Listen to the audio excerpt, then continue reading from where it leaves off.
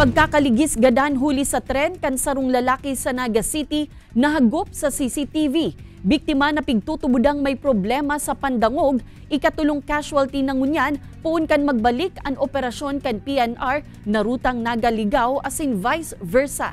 Si Chris Novello nakatutok.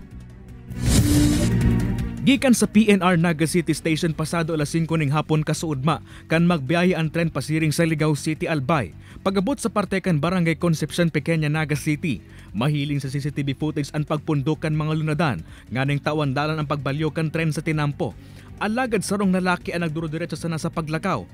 Hasta sa dagos inin mahagop ka na sambitan ng tren. Sa kusog kan impact, nagkalasog-lasog ang lawas kan biktima. Ang live-in partner kan biktima na si Salve, na mapugulang maging emosyonal. Mabakal sa naman kaya ang biktima ni panira kan mga oras na ito. Napag-araman man na may problema pa ini sa pandangog. Kaya palulog tataka ko ba't hindi pa siya dumarating. Apan pag-iimbestiga ta kasubanggi hanggang ngunyan, so na-discover ta na ini yung tao medyo may kapansanan. Mahihiling man ang mga mansanindugo sa tren na nakadisgrasya sa biktima. Sa datos kan PNR, inina ani katulong insidente na may binawiinin buhay sa aksidente. Makalisliwat na po na ang operasyon kan tren kan bulan nin Hulyo pun sa Naga City hasta Ligao City, Albay. Kami ay lubang nababahala at nag-aalala, no?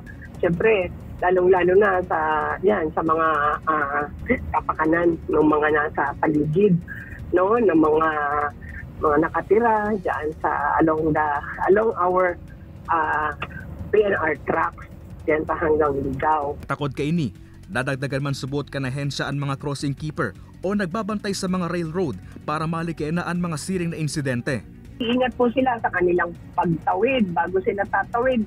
Pakinggan nila, mayroon bang paparating na tren, lilingon muna, kanan, no? So meron naman, bumubusina naman po yan. Sana maging maging alerto palagi upang makaiwas po sa anumang maaaring hindi magandang aksidente. Kay Banan si Carlo Abunita, Chris Novello, Balitang Bicolandia.